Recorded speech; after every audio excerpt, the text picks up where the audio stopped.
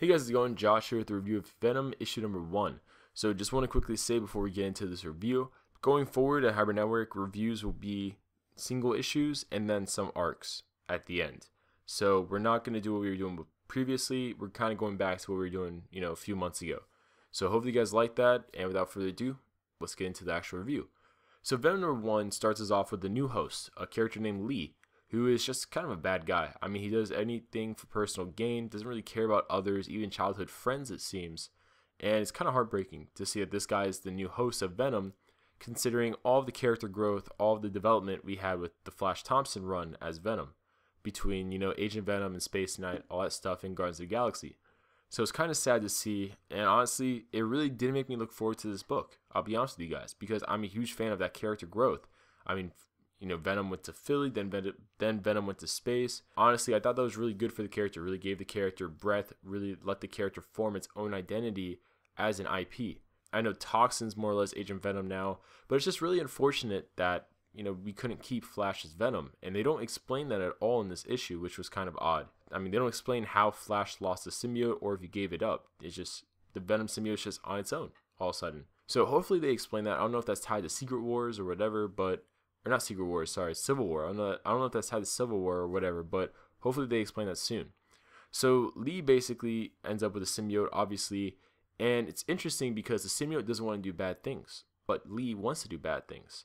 So it's kind of a contradiction of the usual Venom-host kind of relationship, but at the same time, it's very unfortunate to see because, like I said before, it goes against a lot of development because either the way it's going to go is the Venom symbiote is going to be broken and going back to being this evil monster as is portrayed in many media.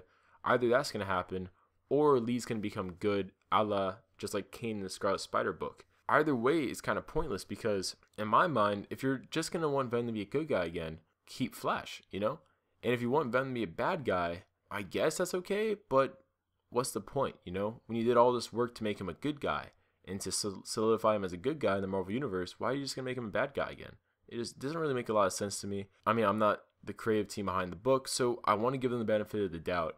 The art was very nice in this book. I really did enjoy the art. Venom's new design is very nice looking, and honestly, I applaud them for getting a design that is very much of the old Venom, but also has, some freshness to it. So, I mean, I know that's hard to do when they're designing stuff, so I do applaud them for that.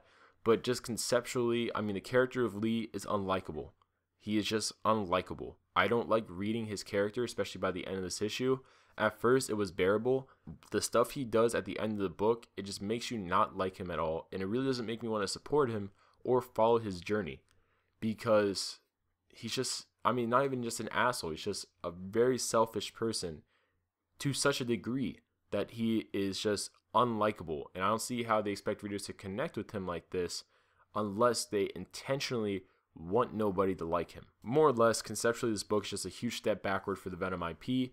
Also, the character of Lee, the way he was written, the actions he does in this title, make him extremely unlikable for a reader. I know some audience members may like what he does, but for me, at least personally, it made me find him extremely unlikable. If I had to give this a score, I'd give it a 6 out of 10. Originally, I'd give it a 5 out of 10.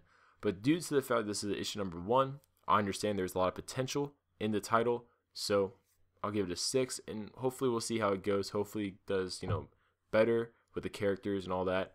But until then, I'll see you guys later.